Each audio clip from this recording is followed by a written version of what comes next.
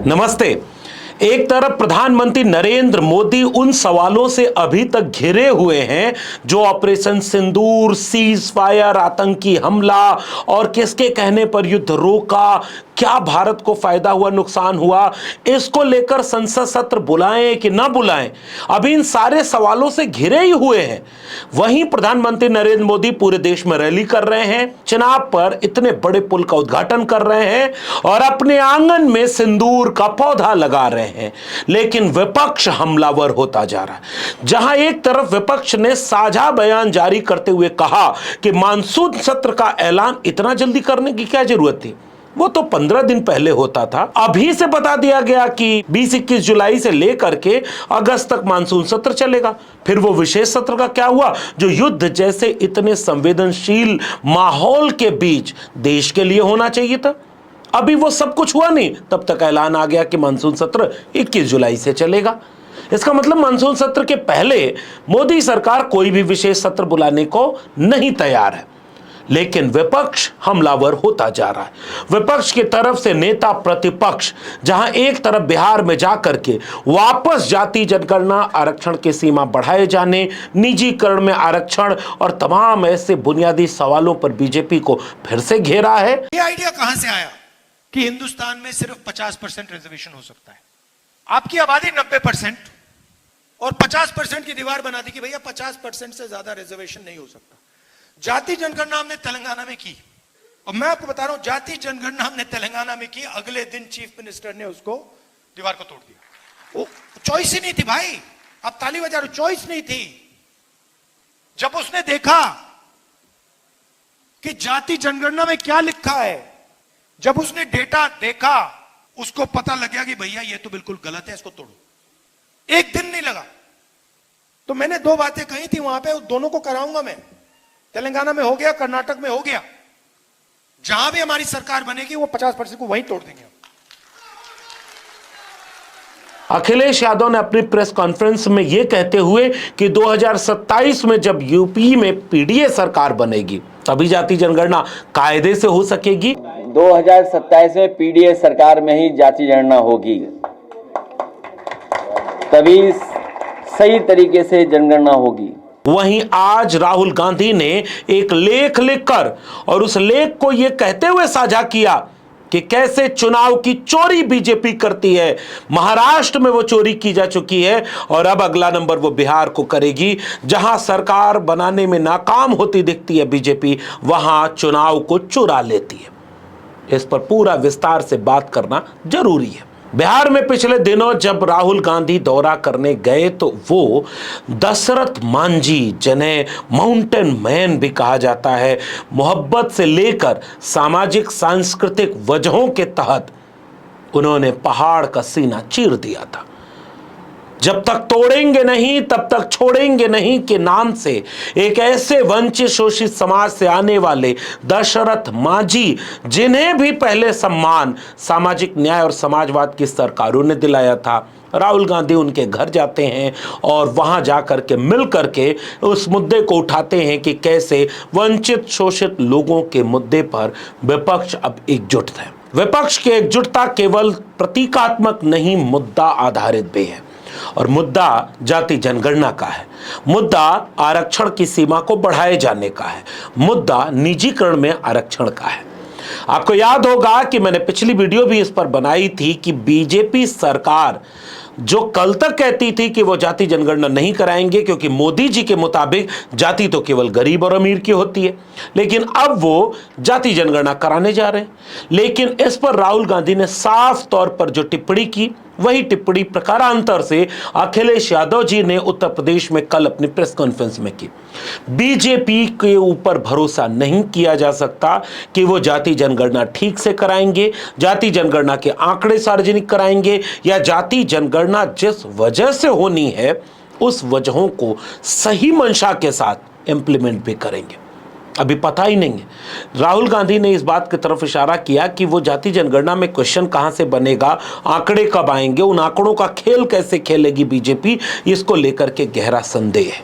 वहीं अखिलेश यादव ने साफ तौर पर यह बात कहा कि ऐसा लगता है कि मार्च 2027 से जनगणना शुरू करने का मकसद बीजेपी का कुछ और है, यानी उत्तर प्रदेश में तब तक चुनाव या तो हो चुका होगा या आखिरी का एक आध चरण बचा होगा।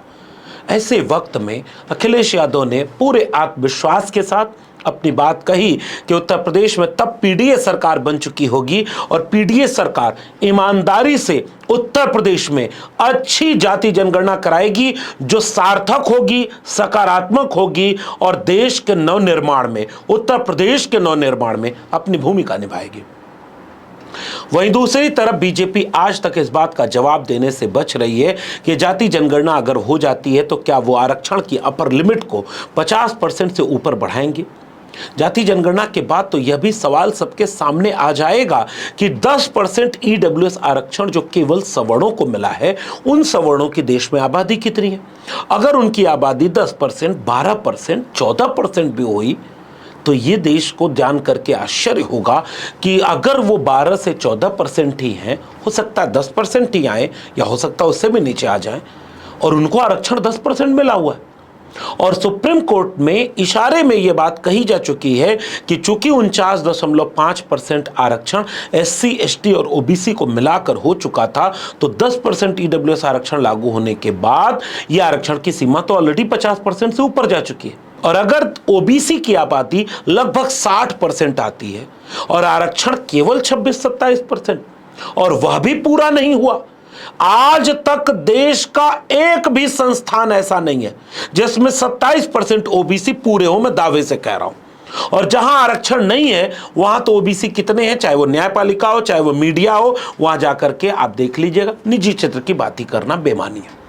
तो क्या बीजेपी तैयार है इसके लिए? क्या बीजेपी प्राइवेट सेक्टर में भी आरक्षण देना चाहेगी? इस तरह के तमाम पेचीदा सवालों पर राहुल गांधी ने बिहार से फिर से हमला बोला। वहीं तेजस्वी यादव, भारतीय कम्युनिस्ट पार्टी माले, ऐसे तमाम गठबंधन के लोग कांग्रेस के साथ मुद्दे आधारित एकजुटता में बिहार में बीजेपी के सामने चुनौती बने हुए।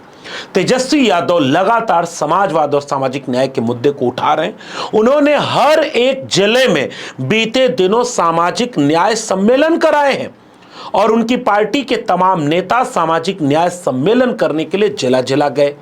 तमाम वंचित, शोषित उन तबकों को एकजुट कर रहे हैं तेजस्वी यादव जो हाशिए पर ढकेले गए थे।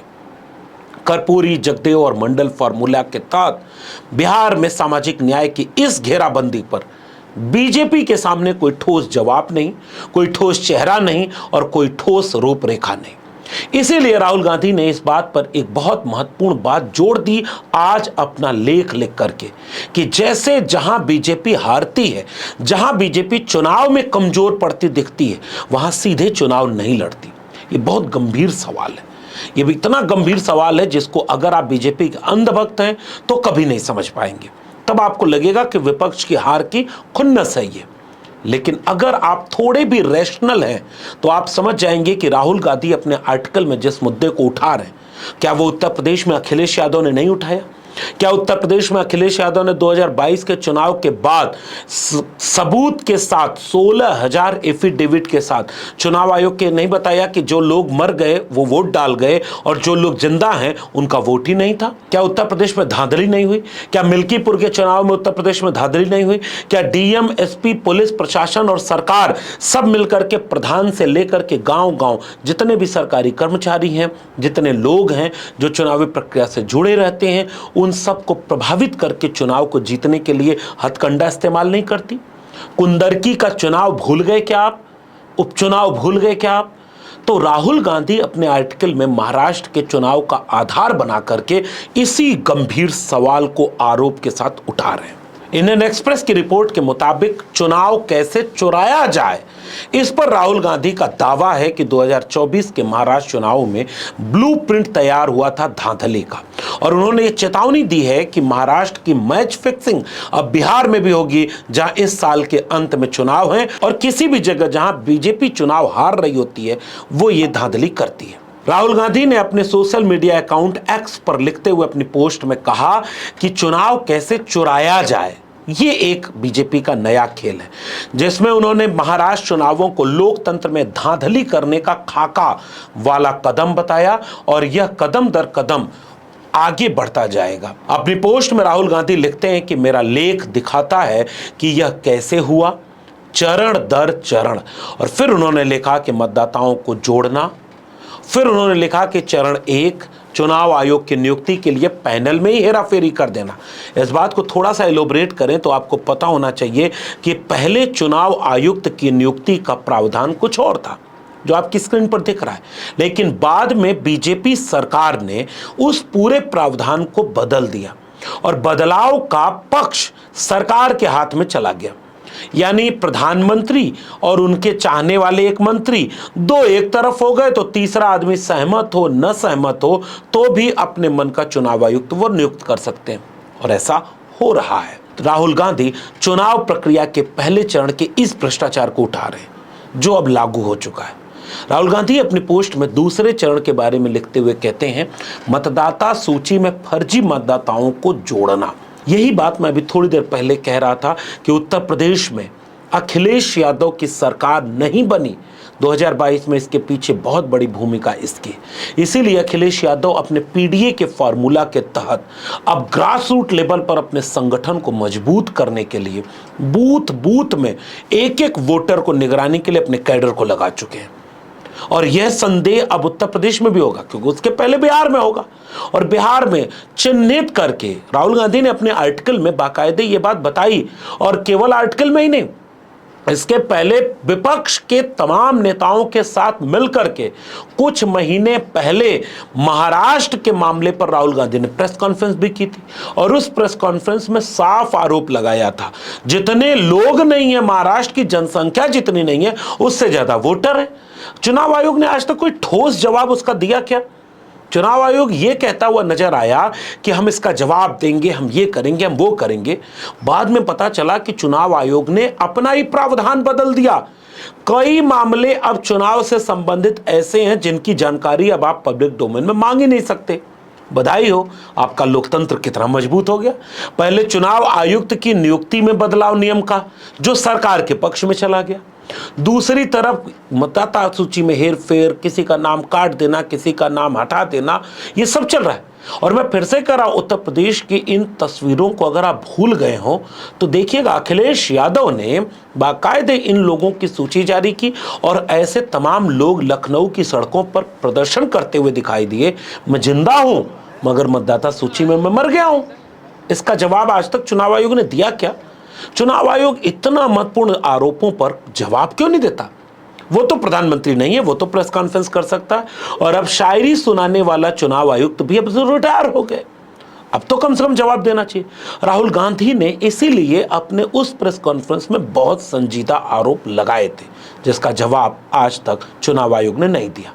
राहुल गांधी अपने एक्स पोस्ट में तीसरे चरण का जिक्र करते हुए लिखते हैं कि तीसरे चरण में मतदान प्रतिशत को बढ़ा देना होता है धांधली, और चौथे चरण में फर्जी मतदान को ठीक वहीं लक्षित करना जहां भाजपा को जीतना है, और आखिरी यानी पांचवें चरण में सबूतों को छिपाना।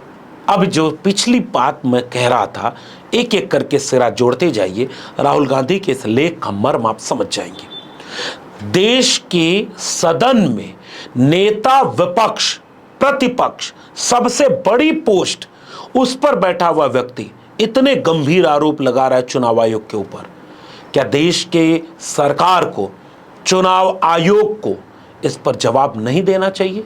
आपके लोकतांत्रिक प्रक्रिया का सबसे महत्वपूर्ण बिंदु है चुनाव, और जब चुनाव ही नहीं ढंग से होगा, चुनाव ही निष्पक्ष नहीं होगा, आपका वोट कहां जा रहा है यही आपको भरोसा नहीं। इस देश की सड़कों पर आज भी ऐसे लोग आंदोलन करते मिल जाएंगे, और उसमें बहुजन समाज के लोग सबसे ज्यादा हैं, जो कहते हैं कि ईवीएम पर उन्हें भरोसा नहीं है। और ईवीएम पर कितना आरोप लगाया जाए? अखिलेश यादव का पुराना बयान मैं फिर से संसद वाला दिखाना चाहता हूं, जो उन्होंने बहुत मार्के का कहा, जब उनकी पार्टी लोकसभा की 80 सीटों में से 37 पर अकेले और गठबंधन के साथ 43 सीटें जीत गई थी। तब भी खड़े होकर अखिलेश यादव ने यह बात कही थी कि मैं 80 की 80 सीटें जीत जाऊं, तब भी मुझे ईवीएम पर भरोसा नहीं है। सुनिए अखिलेश यादव को। अध्यक्ष महोदय, ईवीएम पे मुझे कल भी भरोसा नहीं था, आज भी नहीं भरोसा। मैं 80 की 80 सीट जीत जाऊं तब भी नहीं भरोसा। और मैंने अपने चुनाव में कहा था अध्यक्ष महोदय कि ईवीएम से जीत करके ईवीएम हटाने का काम करेंगे। न ईवीएम का मुद्दा मरा है, न जाएगा खत्म। जब तक ईवीएम नहीं हटेगी हम समाजवादी लोग उस बात पर अड़ग रहेंगे। कोई नेता जो चुनाव जीत रहा हो उसकी तरफ से बोला जाए कि जीतने के बावजूद मुझे ईवीएम पर भरोसा नहीं है, अखिलेश यादव उसके नायाब उदाहरण है। और ऐसा उदाहरण कई बार राहुल गांधी ने भी पेश किया है। तो ईवीएम पर इस देश में इतने संदेह, फिर भी सारे चुनाव ईवीएम से होंगे। अब तो चुनाव प्रक्रिया पर इतने संदेह, वोटिंग लिस्ट में नाम जारी करना, वोटिंग लिस्ट में नाम काटना, जोड़ना।